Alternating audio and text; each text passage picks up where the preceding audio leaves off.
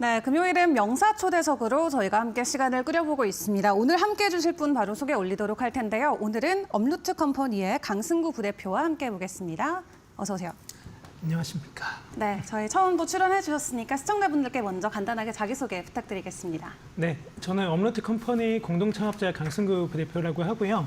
저희는 이제 스트래티지와 이제 비트코인 매거진이 만든 비트코인 for Corporation이라는 기관에 한국 최초로 가입한 기업이기도 하고요. 국내에서는 비트코인 적립식 투자 서비스 비트세이빙 하고 있고, 해외에서는 소수력 발전 공급하고 잉여 전략으로 비트코인 친환경 채굴하는 사업하고 있습니다. 네, 알겠습니다. 비트코인과 관련된 모든 걸 하고 계신 것 같은데, 맞습니다. 네, 오늘 부대표님과 좀 비트코인의 시세, 그리고 시황, 그리고 주요 이슈들 조금 체크를 해보도록 하겠습니다. 자, 일단 오늘 현재 시각 기준으로는 10만 3천 달러 정도 선을 지나가고 있네요. 10만 5천 달러를 찍고 일단은 좀 가격 횡보가 이어지고 있는 분위기인데, 그래도 시장 안에서 그렇게 불안감은 크게 없는 것 같습니다. 비트코인이 전략 자산이다 이렇게 좀 표현을 해주셨는데, 어떤 의미로 이런 표현을 써주신 걸까요? 맞습니다. 그 전략 자산이라는 말은 사실 제가 한 게 아니고 트럼프 정부에서 한 건데요. 그 전략 비축, 리저브라는 단어를 써서 전략적 비축 자산이라고 했고요. 그 표현은 사실 저희도 되게 친숙한 표현입니다. 예전에 저희가 그 IMF 때 금모으기 운동을 한 거를 알고 계실 거예요. 그래서 이렇게 강한 자산은 모으는 자산, 비축하는 자산, 보유하는 자산이라고 저희가 생각을 하고 있는데요. 예전에 금이 그랬다면 그 지위를 이제 비트코인이 대신해 가고 있다라고 생각을 해주시면 좋고요. 그래서 이제 미국 정부에서 금을 대신해서 비트코인을 전략적 비축 자산이라는 표현을 쓰고 있고, 이제 너무 잘 아시는 마이크로 스트래티지 같은 기업도 전략적으로 이제 비트코인을 보유하는 것들을 이제 기업의 이니셔티브로 이제 채택을 하면서 다양한 기업들, 국가들, 기관들이 비트코인을 모으고 있다라고 보시면 좋을 것 같습니다. 네, 지금 어제도 그렇고 오늘도 그렇고 사실 상장사들 기준으로 비트코인을 보유하고 있는 기업들의 리스트가 계속해서 공개가 되고 있는데, 간밤엔 또 13F 보고서가 SEC에 제출이 됐죠. 그래서 중동 쪽에서도 뭐 국부펀드라던가 사우디 중앙은행도 뭐 직접적으로 비트코인을 매수하진 않더라도 ETF를 통해서 투자를 한다던가, 아니면 아예 스트래티지의 주식을 매수해서 비트코인을 좀 지지하는 방향들을 많이 보여주고 있습니다. 일단 이 비축을 해가는 가장 좀 대표적인 인물이 시장에 좀 누구라고 생각이 드세요, 부대표님? 네, 당연히 마이클 셀러일 거라고 생각을 하고요. 네. 마이클 세일러가 어떻게 보면 가장 적극적으로 좀 비트를 모아가면서 벌써 50만 개나 모았더라고요. 계속해서 비트코인을 사모으겠다 이런 의지를 보여주고 있는데, 여기에서 10년 보유 전략이라는 좀 표현을 쓰던데 저희가 어떻게 이해를 하면 될까요? 네, 그 마이클 셀러가 이제 얘기했던 이제 비트코인을 보유하기 가장 좋은 시간이라고 얘기했을 때 보통 이제 4년 또는 10년 이렇게 얘기를 하거든요. 그러니까 보통 이제 얘기하는 사이클을, 반감기를 2번 정도 거치는 시간이라고 저희가 생각을 할 수 있고요. 4년, 10년 보유했을 때 이제 비트코인이 엄청 이제 많이 올라가는 것들을 저희가 차트에서도 볼 것이고, 그리고 이 2번의 사이클을 거치면서 기업들이 이제 비트코인을 보유했다는 것만으로도 기업 가치가 올라가는 것들을 저희가 이제 볼 수 있을 거라고 생각을 합니다. 그래서 마이클 셀러는 본인이 X 계정에서 본인이 이제 대표로서도 계정을 이제 운영을 하면서 활발하게 정말 이제 많은 비트코인 소식을 전달해주고 있는데요. 그 본인이 이제 비트코인을 살 때 커넥트 더 닷이라는 이제 보시는 것과 같이 내가 이 시점에 비트코인 샀어라는 것들을 계속적으로 공시를 해주고 있어요. 그래서 이제 정말 보시면 정말 끊임없이 사는 것들을 볼 수가 있거든요. 이 닷들이 계속적으로 연결되어 있는 것들을 볼 수가 있고, 그래서 이 비트코인이라는 거는 정말 장기적으로 우상향하는 자산이기 때문에 지금 보시는 것처럼 가격이 오르고 내리는 것과 관계가 없이 꾸준하게 사면서 비트코인을 보유하는 전략들을 기업들이 이제 펼치고 있다라는 걸 볼 수가 있습니다. 네, 이렇게 셀러가 좀 적극적으로 비트코인을 매수해주자 사실 이런 분위기가 거의 뭐 옹기처럼 쫙 퍼지는 시장이 현재 상황인 것 같은데, 뿐만 아니라 비축 자산을 넘어서 하나의 안전자산, 즉 디지털 골드라는 또 별명도 갖고 있습니다. 실제로 1분기에 금이 사상 최고치를 향해서 달려갈 때 그 후반부에는 비트코인도 상승 흐름을 함께 동참해주는 모습이 나오기도 했거든요. 비트코인과 금이 있다면 우리가 좀 어떻게 이 두 자산을 비교를 해보는 게 좋을까요? 맞습니다. 트럼프 대통령 자체가 이제 금을 비트코인이 대신할 것이다라는 표현들을 많이 썼었고, 최근에 이제 이번 3월인가요? 그런 표현들을 썼었던 것 같습니다. 포트녹스의 모든 것이 무사하길 바라지만 그곳에 금이 제대로 없다면 정말 화가 날 것이라고 얘기를 했고요. 저희가 그 미국에서 그 포트녹스를 실사한 지가 거의 한 60-70년이 되는 걸로 제가 알고 있어요. 네. 그래서 사실 너무 잘 아시겠지만 저희가 보통 이제 프랜차이즈 매장에서 하루가 그 일과를 끝나고 나면은 저희가 이제 뭐 재고도 맞춰보고 회계도 맞춰보고 그러잖아요. 근데 하루의 매장에서 이 하루를 맞춰봐도 뭐 금액도 어긋나 있고 재고도 어긋나 있고 이런 경험들이 다들 있으실 겁니다. 이 하루 단위도 그렇고 뭐 6개월, 1년 단위로 재고 실사를 해도 그런데 이 금이라는 이 자산을 60-70년 가까이를 이제 재고 실사를 안 했다고 하니까 그게 얼마나 틀려져 있겠어요. 그러니까 이거는 어떤 함의를 주냐면 금의 지위를 이제 비트코인이 대체할 것이다라는 함의를 미국에서 주고 있다고 생각을 하고요. 그래서 디지털 골드라는 표현들을 쓰고 있는데 정말 이제 비트코인이 그거를 넘어서 디지털 금을 넘어서 금을 대체하는 거를 넘어서 그 위에 서 있는 자산이라는 것을 트럼프 임기 기간 동안 계속적으로 지위를 획득해 나갈 것이라고 생각을 하고 있습니다. 네, 알겠습니다. 미국 정부에서 어쨌든 트럼프가 행정명령을 했을 때 일단은 비트코인을 직접 매입하는 행위는 하지 않겠다라고 했었고 아마도 그래서 채굴을 통해서 개수를 늘려가거나 아니면 말씀 주신 것처럼 금에 대한 오딧을 또 새로 진행을 해서 이 비트코인의 수량을 늘려가는 방법을 채택하지 않을까 좀 생각이 듭니다. 자, 이런 좀 여러 가지 방안들을 우리가 생각을 해봤을 때 앞으로 누가 더 비트코인을 많이 비축을 해가느냐가 시장 안에서 좀 승기를 잡을 수 있는 좋은 힌트가 되지 않을까 하는데요. 사실 마이크로 스트래티지를 포함해서 지금 다른 국가들의 상장 기업들도 적극적으로 비트코인을 매수하고 있잖아요. 여기에서 우리가 글로벌 흐름들을 파악을 해볼 수 있다 이렇게 말씀을 주셨는데 어떤 부분들에 대한 인사이트를 가져가는 게 좋을까요? 맞습니다. 그 기업들에서도 이제 비트코인을 전략적으로 보유하는 흐름들을 계속적으로 보여주고 있거든요.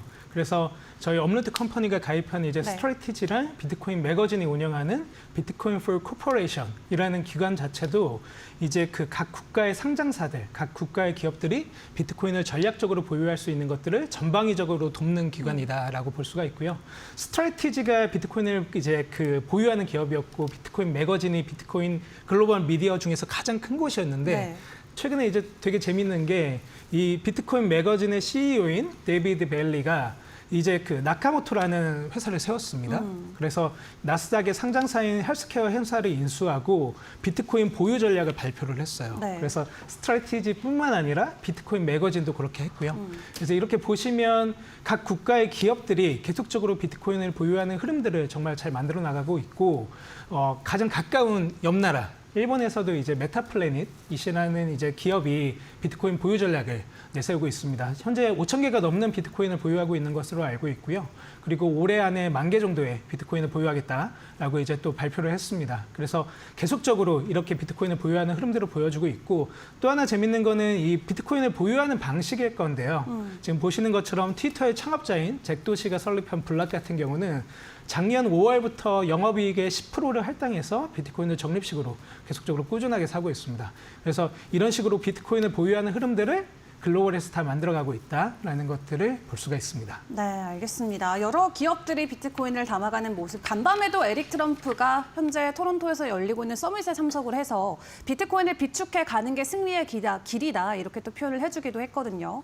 그렇다면 지금 비트코인을 적극적으로 매수하고 있는 기업들의 공통점은 또 어디에 있을지도 굉장히 궁금합니다. 스트래티지뿐만 아니라 여러 기업들의 내용들을 좀 체크를 해볼 수가 있겠는데 어떤 기업들이 비트코인을 사고 어떤 기업들은 비트코인을 좀 꺼려하는지 그런 특징점이 또 있을까요? 맞습니다. 우선 그 비트코인을 사는 기업들은 당연히 이제 회사의 CEO와 경영진들이 비트코인에 대해서 장기적으로 보유할 만한 자산이다라는 컨센서스를 갖고 있는 기업들이다라고 볼 수가 있고요. 네. 그래서 보시면 이제 스트래티지의 마이클 셀러 그리고 메타플래닛 CEO 같은 경우도 다 이제 비트 맥시들이죠. 그쵸. 그래서 비트코인을 정말 오랫동안 사야겠다, 계속 사야겠다라는 관점들을 갖고 있고 이 기업들이 다 상장사거든요. 네. 상장사다 보니까 이제 자본 조달을 하는 데 있어서 여러 가지 이제 방식들을 당연히 쓸 수가 있습니다. 그래서 뭐 전환사채를 발행한다던가 뭐 우선주나 보통주를 발행한다던가 그리고 방금 언급드렸듯이 블락 같은 경우는 영업이익의 이제 일부를 할당을 한다던가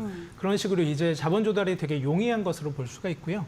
또 하나의 이제 그 가장 큰 장점은 본인의 사업들을 영위하면서 네. 비트코인을 보유하는 전략들을 쓰고 있다라는 건데요. 그러니까 뭐 스트래티지 같은 경우도 이제 본인의 업이 따로 있거든요. 그래서 그것들을 잘 꾸준하게 하면서 일본의 메타플래닛은 그 본업은 호텔 업이고 그래서 본업들을 잘 그 꾸준하게 하면서 현금 흐름들을 꾸준히 발생시키고 그리고 이제 비트코인을 장기적으로 보유할 수 있는 것들을 전략적으로 채택하고 있다라고 볼 수 있습니다. 알겠습니다. 자, 이렇게 비트코인을 보유하고 있는 기업들 CEO 자체가 굉장히 비트맥시의 성향을 가지고 있는 사람들이다 말씀을 주셨는데 아직 현물 비트코인을 직접적으로 담지는 않았지만 뭐 블랙락의 IBIT 현물 ETF를 산다던가 앞에서 언급드렸던 것처럼 뭐 아예 스트래티지의 주식을 산다던가 이런 식으로 좀 우회해서 투자하시는 분들도 있잖아요. 그렇다면 그런 분들도 언젠간 잠재적으로 현물 비트코인을 담아갈 수 있는 가능성이 있을까요?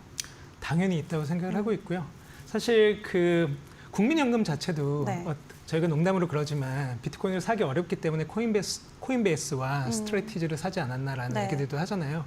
그래서 비트코인을 직접적으로 보유할 방법이 없었기 때문에 여러 가지 이제 간접적인 방식으로 비트코인을 투자해 오지 않았나라고 네. 생각을 하고 있습니다. 이번에 그 이재명 대선 후보께서도 공약 중에 하나가 이 국민연금이 직접 비트코인을 살 수 있게끔 해주겠다라는 지금 내용을 오늘 오전에 딱 공개를 했었는데 어떻게 좀 상황이 진행이 될지 봐야겠습니다만 우리나라도 확실히 기조 측면에서는 가면 갈수록 친암호화폐적인 좀 성향들이 많이 나오고 있는 것 같아요. 그렇다면 한국 기업들도 미국처럼 비트코인을 리저브 자산으로 가져가는 날이 오게 될까요? 당연히 그런 날이 올 거라고 생각을 하고요. 사실 그 되게 일찍 이 전략을 채택했던 분이 있고요. 돌아가신 이제 넥슨의 김정주 회장님께서 이 전략을 채택을 했었고 넥슨 한국에서 못하니까 넥슨 재팬에서 먼저 시작을 했었고 그게 제가 기억하기로 그 되게 일찍 시작하신 걸로 알고 있어요. 그래서 일본의 메타플래닛보다도 더 일찍 이 전략을 채택을 했었고 네. 현재 그때 샀던 1717개 정도의 비트코인을 아직도 넥슨 재팬이 들고 있는 것으로 알고 있고요. 그래서 어떻게 보면 한국 기업이 먼저 시작을 했죠. 네. 네. 근데 한국에서 못하니까 다른 나라에서 했다고 볼 수가 있고요. 그래서 이런 전략들을 이제 이후에 여러 이제 제도적 여건들이 마련이 되면 한국에서도 당연히 시행을 할 수 있을 거라고 생각을 하고요. 여기에 대해서 또 재밌게 분석한 보고서가 있습니다. 네. 그래서 코빗이라는 거래소에서 이제 한국 기업들이 그 비트코인을 보유하기 위해서 어떤 그런 이제 전략들을 취할 수 있을까라는 것들을 했었는데 거기서 이제 3가지 정도의 그 관점으로 봤었거든요. 그래서 재무적 여력과 투자 적극성과 업종을 이제 분석을 해서요. 이제 그룹별로 좀 나눴습니다. 뭐 A그룹, B그룹, C그룹, D그룹 이렇게 나눴는데 이제 기업들을 보면은 A그룹에 속하는 곳들이 이제 대형 IT, 글로벌 수출 기업, 대기업 지주사들이 있고요. 여기에 속해 있는 곳들이 이제 네이버, 삼성, 카카오 같은 IT 기업들. 그러니까 이 비트코인뿐만 아니라 IT에 대해서 되게 밝은 기업들, 네. 그리고 또한 이제 지속적으로 이제 영업이익과 현금 흐름을 발생시키는 기업들, 그래서 게임 기업들 같은 경우도 여기 들어가 있습니다. 방금 제가 언급했던 넥슨뿐만 아니라 크래프톤 같은 기업들도 되게 그 주시에서 보고 있거든요. 네. 아, 이런 기업들이 비트코인을 보유하면 좋겠다라고 보고 있는데, 네. 그런 가능성이 이제 열릴 거라고 생각을 하고 있습니다. 네, 알겠습니다. 대형 IT라던가 뭐 게임 업체들 비트코인을 매수할 가능성이 크다 좀 말씀을 주셨는데 사실 미국 같은 경우도 아직 뭐 빅세븐이라던가 빅테크 기업들이 비트코인을 적극적으로 매수하고 있지는 않잖아요. 얼마 전에 마이클 셀러가 마이크로소프트한테 너네가 비트코인을 사면 이렇게 부자가 될 거야라고 오히려 좀 피칭을 하는 그런 영상이 화제가 되기도 했었는데 이 빅테크나 대형주, 이 대형 기업들 기준에서 비트코인을 적극적으로 매수하지 못하는 이유가 좀 있을까요? 사실 어떻게 보면은 그 경영진의 그 결단과 이제 주주들의 합의가 당연히 필요한 부분이라고 생각을 하고요. 네. 그래서 사실 그 스트래티지도 그 보시면 그 작년 사이클에서 이 결정을 하고 나서 주가가 되게 많이 하락을 했었거든요. 비트코인을 모으는 와중에. 네. 그래서 그런 것들을 다 견뎌낼 만한 의지가 사실 필요하다고 생각을 하고 그 관점에 따라서 사실 누가 보기에는 비트코인이 지금 비싸다고 생각을 할 수도 있고 누가 보기엔 싸다라고 생각을 할 수도 있기 때문에 경영진의 의지가 사실 가장 크게 작동이 되는 부분이라 생각합니다. 네, 경영진의 의지가 가장 중요하다 말씀을 주셨습니다. 사실 메타 같은 경우는 오히려 너무 빨리 좀 코인 쪽에 사업을 해서 바이든 정권 때 오히려 문매를 좀 맞았던 그런 사태도 있었는데 빅테크 기업들이 비트코인을 비축 자산으로 채택을 하면서 가속화가 되는 순간 이 희소성을 기반으로 하고 있는 비트코인의 가치가 훨씬 더 크게 올라 올라갈 수 있다라는 점도 저희가 함께 늘 생각을 해봐야 될 것 같습니다. 자, 그렇다면 이런 비트코인의 가격을 우리가 좀 어떻게 예측을 해볼지 이 부분에 대한 이야기도 나눠봐야 될 것 같습니다. 코인 시장은 또 독특하게 우리만 볼 수 있는 데이터가 있잖아요. 온체인 데이터를 통해서 비트코인의 가격 전망을 또 해볼 수가 있을 것 같은데 이런 부분은 저희가 어떻게 활용을 해보면 좋을까요? 좋습니다. 저희가 보통 이제 코인의 그 기회와 과열 구간들 지금 너무 비싼 것 같아 막 이런 것들을 생각을 할 때 네. 매크로 지표도 많이 보고 주위의 심리적인 것들도 많이 보고 예를 들면 막 미용실에서 그 머리 자르다가 막 비트코인 얘기 나오면 지금 되게 과열되어 있는 것 같아 이런 얘기들을 하는데 사실 가장 객관적으로 볼 수 있는 데이터가 블록체인 네트워크 상에 기록된 온체인 데이터라고 저희가 볼 수 있고요. 누구나 볼 수 있지만 누구나 보지는 않는 네. 그런 데이터라고 볼 수가 있고 가장 시중에 많이 알려져 있는 게 MVRB인 것 같아요. 그래서 보통 이제 시중에 나와 있는 책들을 보면 MVRB가 이제 3.0에서 3.5 이상 되면 과열이다. 그게 이제 그 비트코인을 보유한 사람들이 수익을 얼마나 많이 내고 있는지를 나타내는 지표이거든요. 그래서 그런 지표로 얘기를 하는데 사실 이게 24년 1월에 비트코인 ETF 승인이 되면서 그 지표가 좀 많이 바뀌었어요. 네. 그래서 작년 기준으로 3.0을 넘었던 적이 한 번도 없거든요. 그래서 저희가 이제 책만 믿고 네. 지금 3.5가 돼야 돼. 라고 생각을 하고 막 기다린다거나 그러기에는 사실 좀 적시적이지는 않습니다. 그래서 이런 지표들을 계속적으로 활용을 하면서 작년 같은 경우는 그 가격이 되게 펌핑되었다라고 저희가 생각되는 시점들을 보면 MVRB 지표가 한 2.6 정도에서 이제 2.7 사이라고 볼 수가 있고요. 현재 이제 MVRB는 2.3 정도에서 머물러 있으니까 그래도 시장이 조금 그 올라갈 여지들이 많이 남아 있다라고 네. 볼 수 있겠죠. 네. 또 다른 온체인 데이터들도 함께 분석을 해주시면 도움이 될 것 같은데요.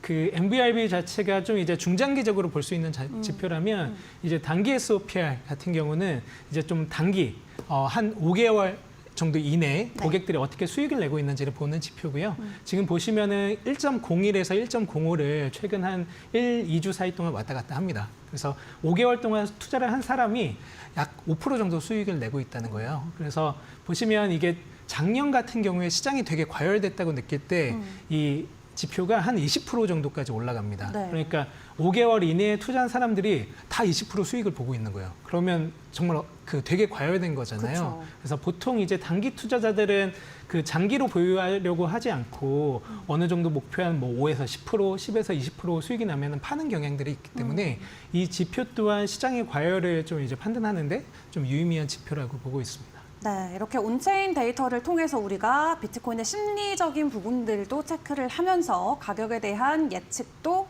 확인을 해볼 수가 있고 뿐만 아니라 사실 이 최근에는 매크로 지표들이 시장에는 더 크게 좀 작용하지 않나 이런 생각도 들긴 합니다. 관세라는 불확실성도 있고 또 최근에 인플레이션에 대한 우려감은 계속해서 올라가고 있는데 거시경제적인 측면에서 봤을 때 비트코인 좀 어떻게 분석하는 게 현명할까요?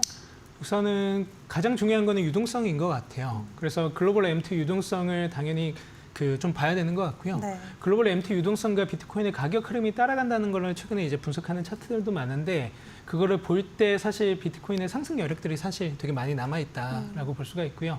또 하나는 이제 금리 인하에 대한 이제 그 신호겠죠. 네. 그래서 당연히 이제 금리 인하를 주는 신호가 이제 경기가 악화되면서 금리를 인하하는 것은 사실 좀 시장에 안 좋은 시그널을 주는 것이기 때문에 경기가 이제 좀 좋아지면서 금리가 인하되는 시그널이 언제쯤 나올 것인가라는 것들을 좀 보고 있습니다. 알겠습니다. 다만 금리 인하의 기조가 지금 시장에서 강하게 나타나고 있지 않다라는 부분에서는 약간 우리가 좀 우려를 가져가야 될지 궁금한데 그렇다면 이제 2분기에 비트코인의 가격 조금 단기적으로 저희가 이야기를 해보도록 하겠습니다. 스탠다드 차트는 기존에 12만 달러 제시했다가 이것도 너무 낮다라고 하면서 좀 상향 조정하는 그런 모습들을 보여줬는데 지금까지의 분위기는 나쁘지 않거든요. 6월까지 가격 우리가 어떤 정도까지 예측을 해보면 좋을까요? 좋습니다. 그래서 그 글로벌 MT 유동성을 보면 현재 한 그 상승 여력들이 꽤 많이 남아 있는 걸로 볼 수가 있어요. 네. 그래서 가격 흐름은 저는 5월, 6월 되게 좋을 거라고 생각을 하고 있고 뭐 단기적인 예측은 제가 안 하는 편이긴 하지만 5, 6월 괜찮을 거라고 생각을 하고요. 작년을 만약에 저희가 좀 비교해 보면 작년에 이제 비트코인 2024 내슈빌 이라는 행사가 있었고 현재는 이제 트럼프 대통령이지만 당시는 후보였던 트럼프가 나와가지고 그 게리 겐슬러를 해고하겠다. 그리고 미국이 보유한 비트코인을 팔지 않겠다라고 선언을 하면서 비트코인 가격이 당시 빵 뛰었던 것을 볼 수가 있을 겁니다. 올해는 이제 5월 27일에서 29일 사이에 미국의 라스베가스에서 가장 큰 이제 비트코인 행사가 예정이 되어 있고요. 올해는 이제 그 트럼프는 아니고 벤스 부통령이 나와서 이제 네. 연설을 할 예정이고 또 벤스뿐만 아니라 다양한 이제 비트코인 명사들이 나올 예정인데 좋은 어나운스들이 많을 거라고 생각을 하고 있고요. 저희 업로트도 그 행사에 참석을 하는데 좋은 소식들 많이 듣고 오도록 하겠습니다. 알겠습니다. 그렇다면 마지막으로 비트코인을 투자하고 계신 혹은 이제 막 투자하려는 시청자분들께는 어떤 조언을 주실 수 있을까요? 비트코인 투자하려고 하시면 사실 많이 걱정하시는 분들이 많으실 거라고 생각을 해요. 그 걱정하시는 이유 중에 하나는 가장 큰 거는 변동성이라고 생각을 하고요. 근데 저희가 예전에 미래에셋에서 1억 모으기라는 것들을 할 때 미래에셋에서 이제 그 총서들을 발간을 하는데 거기에서 적립식 투자에 대한 총서를 발간한 적이 있습니다. 거기서 이제 보면 변동성은 적립식 투자의 친구라는 표현을 하거든요. 그래서 변동성을 사실 저희가 두려워하지 말고 이용할 수 있는 방법이 가장 크게는 이제 비트코인 적립식 투자고요. 그래서 변동성을 잘 이용하시면서 장기적으로 투자하시기를 바랍니다. 네, 변동성을 하나의 무기 삼아서 여러분들 성공 투자 계속 이어가시길 바라겠습니다. 이렇게 비트코인에 대한 자세한 부분들 함께 이야기 나눠봤습니다. 강승구 부대표와 함께했습니다. 수고하셨습니다.